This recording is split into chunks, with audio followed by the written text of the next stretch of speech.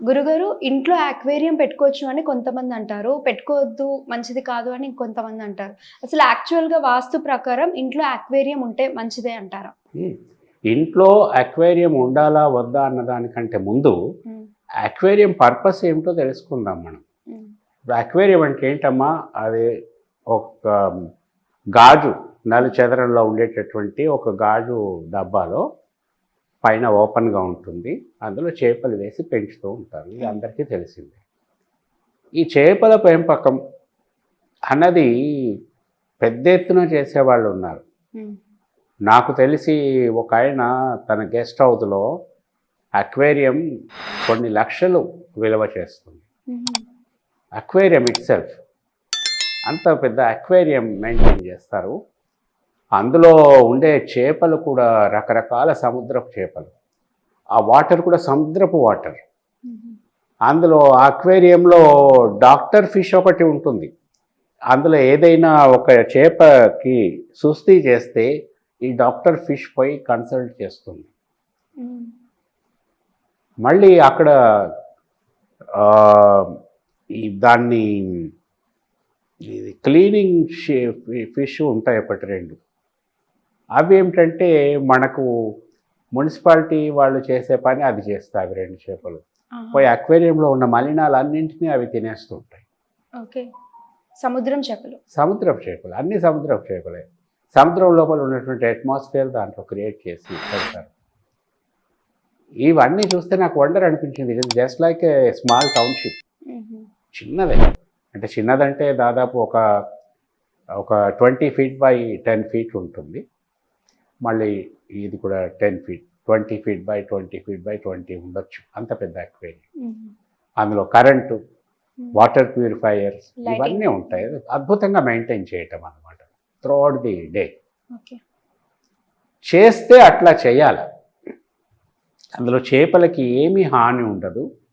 ఆ చేపలుకి కావాల్సిన అవి బతకటానికి కావాల్సినటువంటి అట్మాస్ఫియర్ పర్ఫెక్ట్‌గా ఉంటుంది అందులో. హ్మ్. ఆహారం కూడా టైమ్‌లీ ఎంత అదంతా కూడా మెయింటెనెన్స్ ఉంటుంది. హ్మ్. ఇప్పుడు మనం ఇంట్లలో తెచ్చిపెట్టుకునే అక్వేరియంస్ హ్మ్. అంత మెయింటెనెన్స్ మనం ఎక్కడ చేస్తాము?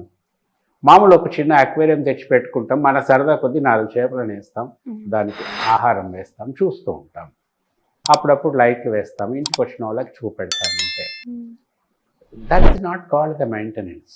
ఓకే. మెయింటెనెన్స్ చాలా ఉంటుంది. ఇప్పుడు మీరు ఆ చేపలని అట్లా వదిలేసి ఒక 2 రోజులు మీరు ఊరెళ్ళొచ్చారనుకోండి. హ్మ్. దానికి ఆహారం చేసేవాళ్ళు ఉండరు, మెయింటెనెన్స్ ఉండదు. మీరు ఊరు నుంచి వచ్చేసరికి అందులో ఏదో ఒక చేప చచ్చిపోయి నీళ్ళ మీద తేలుతూ ఉంటుంది. హుహు. ఆ ఇంట్లోకి రావటమే అంటే తాళమేసిపోతే నేను చెప్పే సంగతి. హ్మ్. ఇంట్లో పని వాళ్ళు ఉండి చూసుకుంటే దట్స్ ఓకే. దానికి time to time proper maintenance లేకపోతే కూడా చచ్చిపోతాయి. ఆ మెయింటెనెన్స్‌కి ఒకరుండాలి. మనము డైలీ మనం వేసుకునే 1, 2 టాబ్లెట్స్ కూడా ఒక్కోసారి మర్చిపోతుంటాం. హ్మ్. సో వీటికి ఆహారం వేయటం కూడా ఒకరు మర్చిపోతారు. లేకపోతే ఆళ్ళేసారని నీళ్ళు వీళ్ళేసారని వాళ్ళు ఎవరు వేయరు. హ్మ్. అప్పుడు సఫర్ అయ్యేవి చేపలు.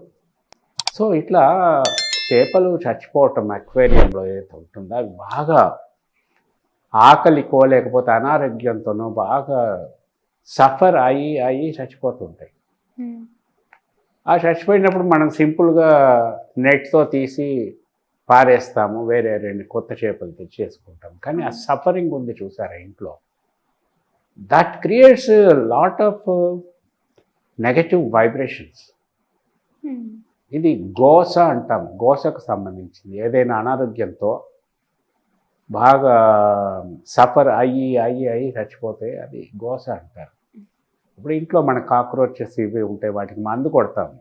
అవి కూడా కొట్టుకొని చచ్చిపోతూ ఉంటాయి. అదంతా ఒక గోస కిందకే. విపరీతమైన నెగెటివ్ వైబ్రేషన్స్ డెవలప్ అవుతుంటాయి.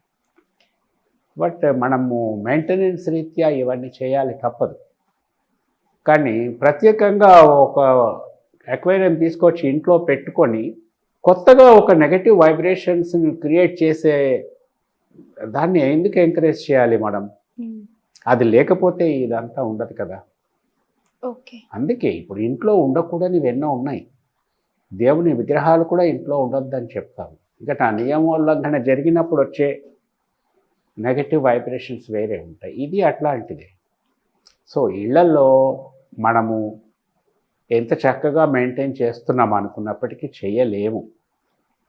ఇప్పుడు పెద్ద పెద్ద మాల్స్లో అక్కడ ఇక్కడ పెద్ద పెద్ద అక్వేరియంస్ పెడతారు. వాళ్ళ మెయింటెనెన్స్ ఉంటుంది. సందర్శకులకి వినోదాన్ని కలిగించడానికి ఆ మెయింటెనెన్స్ వాళ్ళకి తప్పదు. సో మన ఇంట్లో అంత అవసరం లేదు. ఇట్లాంటివి వీలైనంత వరకు అవాయిడ్ చేయటమే అన్ని విధాలా మంచిది.